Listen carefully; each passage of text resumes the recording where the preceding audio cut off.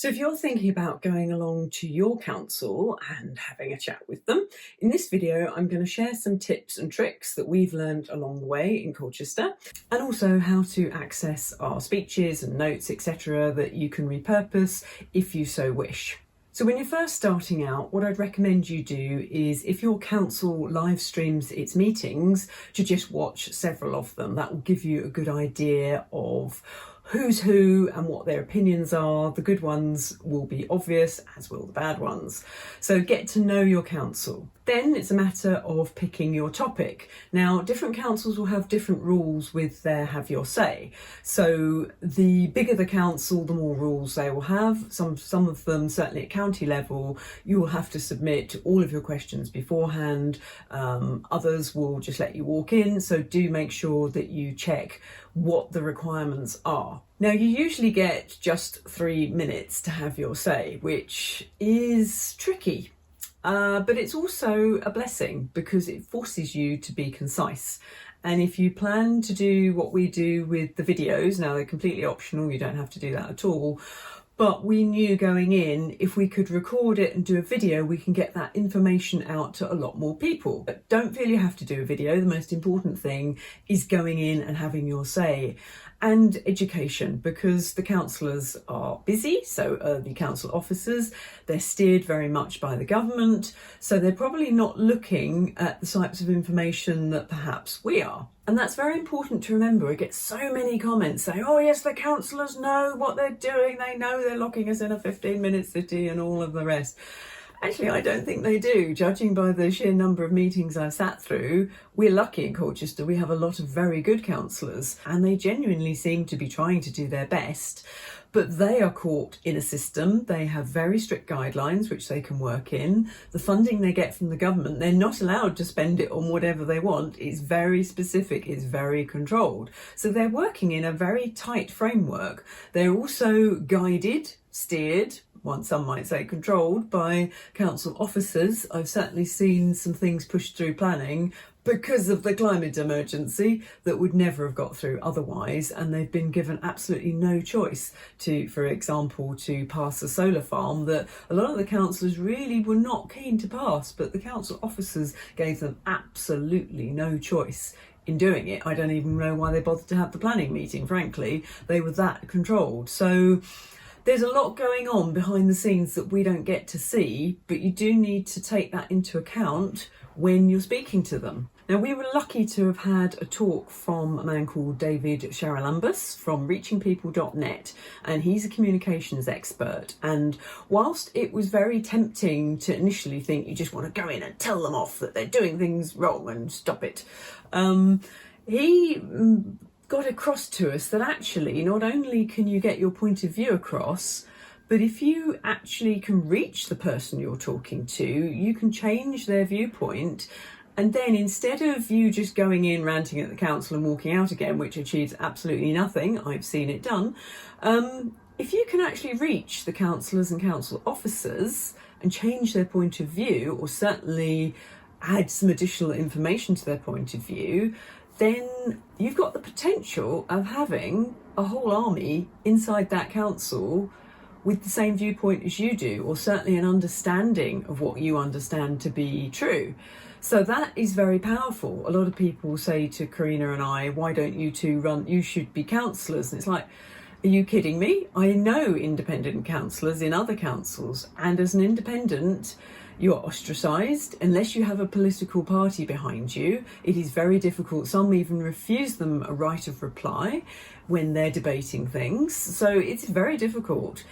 But if you have, a percentage of that council that see things from your perspective, or certainly understand your concerns and will go into bat for you, you've got a lot more power than one person getting in as an independent, not to mention the amount of time. I mean, our lives are so slammed, it's hard enough to do the meetings as it is, let alone become a full-time councillor. That just isn't happening. So the speeches you'll see in the Dropbox folders, Now, you don't need a Dropbox account in order to access it. It should just open. Then you want to download everything to your hard drive, because in my Dropbox account I've left it as view only so that people can't accidentally save over any of the speeches when they are doing their own version. And at the end of each speech we've put the links, there's images separated. The Dropbox account might look a little bit different by the time you view it. I may reorganize it a bit better, but anyway, you've got the link beneath this video in order to access it. So the ones I've done are very, very packed, so you have to read them very quickly to get them within the 3 minutes. So I put myself under a lot of pressure to do that, but I had so many things I wanted to say, so you might want to slim mine down if you're not a quick reader. Especially the last bit of the second speech. I didn't write the legal stuff and it was very wordy and it was all a bit of a rush getting that done, so I didn't have time to make it more manageable, so it is a bit of a mouthful. There's two ways you can really get through to people. One is to ask questions, because it forces them to think in a way they perhaps weren't thinking before. And two, storytelling. It's a very good way of reaching people because they're not feeling attacked by the information. You're giving it from your perspective. So that's why with mine, there was the openers of the things that I've tried to do to be green, and then, oh no, I've discovered actually it was the complete opposite. So that's much more powerful than if I'd just gone in and said, oh, this is wrong, this is wrong, this is wrong. Because without that context, people might think I'm a pro-oil supporter or I'm being paid off or whatever. It's like, no, I do want a clean, lovely environment, but this isn't it. So that's been my message. One thing that is important is to hold the councils accountable, even though you're not going in aggressively, or at least I hope you're not, because you will shut people down immediately. I've watched it happen. As soon as you are confrontational, well, that's it. People will stop listening.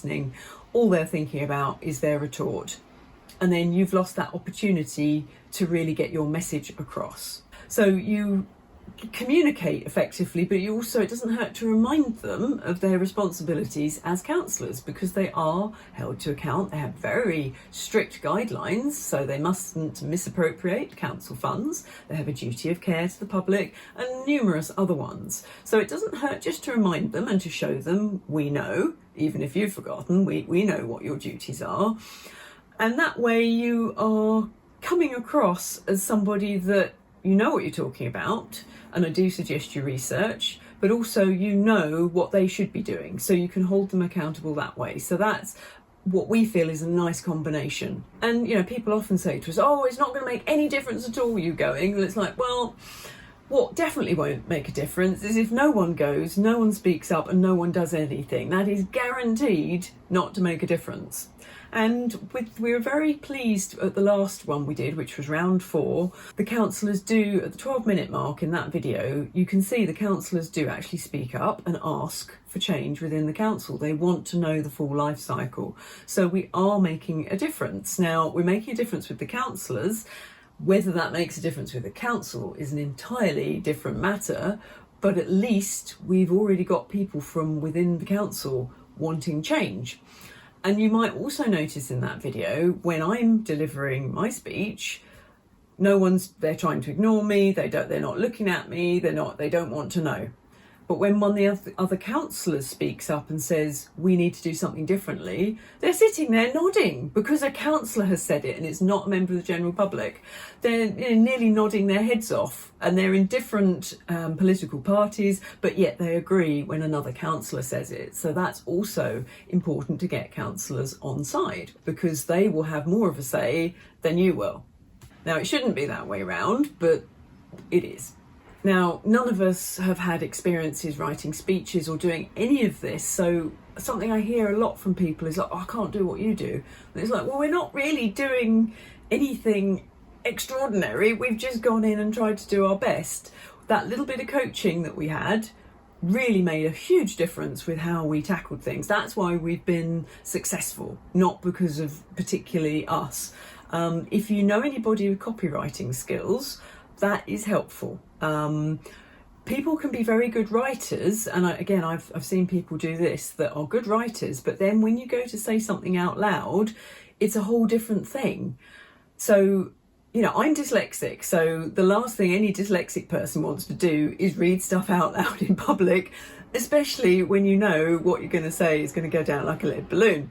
But you know, it's mild. It's not like it was when I was a kid, but even so, I know my brain can go and scramble the words. So I keep my sentences as short as possible and as easy as possible. So I read them out loud quite a lot before I go in, or I certainly did with the first speech, didn't with the second one, but I read it out aloud a lot, and I watch where my tripping points are, where I'm stumbling and I'm tripping up my words, and I will change the word, even if it took me hours thinking of that word. You know, me writing speeches is painful to watch. I've had to have some copywriting training for my business, but I'm not good at it. I'm not naturally good at it. So if you know someone that has those skills, get them on board. And as I say, it's very different being a good writer to being a speaker.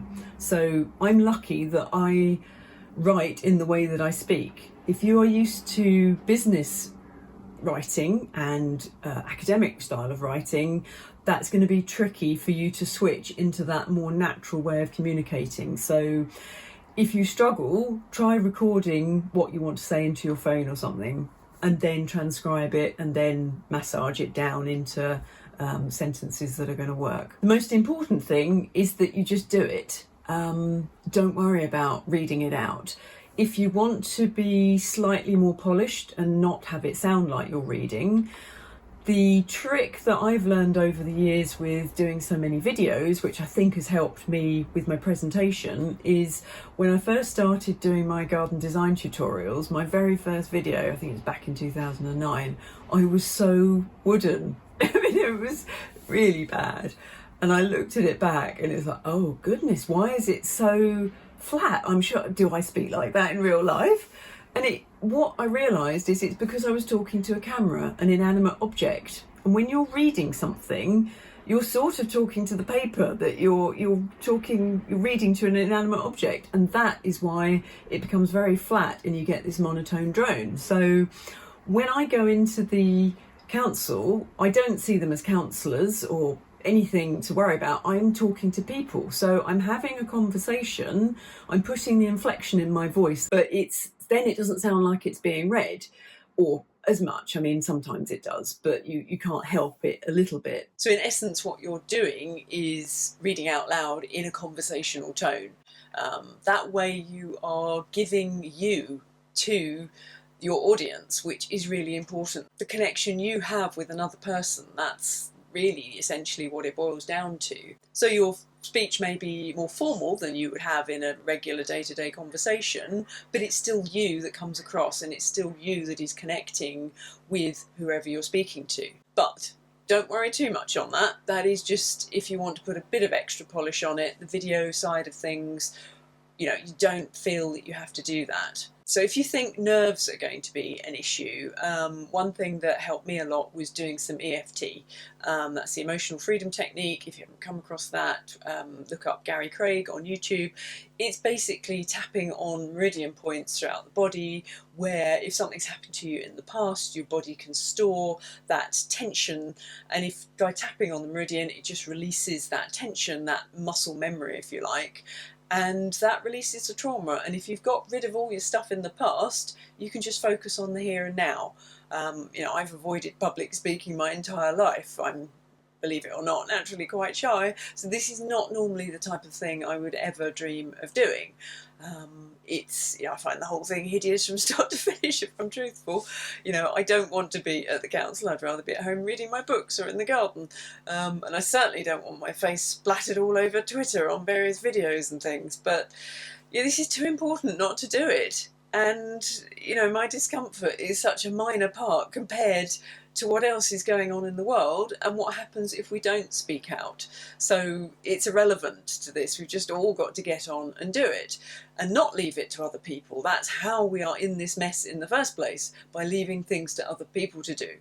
The power is in us all doing it, and that is as important, I feel, as whatever it is you say out loud. It's the fact that you found it within you to get up and do it.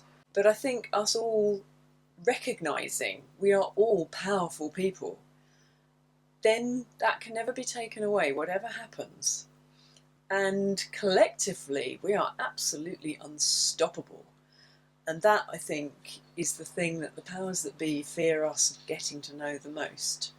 And once you do know it, it takes you to a whole different level of being. What you'll find is that, courage is contagious. And those councillors, from the very first meeting we attended, just to have somebody there saying what they're probably thinking inside their heads but daren't say out loud because of the atmosphere. They are living in woke central in these councils, a lot of them. So you can't say the wrong things.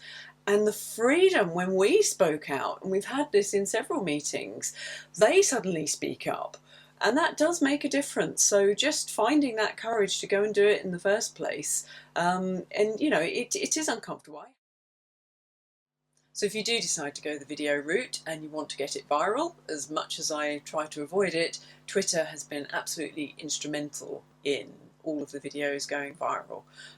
Sometimes it's been just leaving a comment when it's relevant in somebody, an influencer's post. So if they've mentioned about councils or they've mentioned about EVs or whatever the topic is, and we say, oh yes, we've just done that at Colchester Council, here's what the residents had to say. That alone can trigger the YouTube algorithm with, if you get enough likes, comments and shares within a short space of time, YouTube thinks, oh, that's a really good video, and it will promote it for you. Now that's only happened with one of our videos, because once they realised what the content was, they soon shut that down. But we'd had over 200,000 views before they realised perhaps this wasn't the type of video they should be promoting. And on other occasions, independent media outlets have picked up the video, they've cut it into tiny, like TikTok size clips, and that has been what's gone viral. So just getting it out on Twitter has been the key to our success. So I hope this video has been helpful and hasn't actually put you off the process. It is worth doing. Do your best with it, and I'm sure you'll be great. As I say, it's doing it that is important. And good luck, and do let us know how you get on.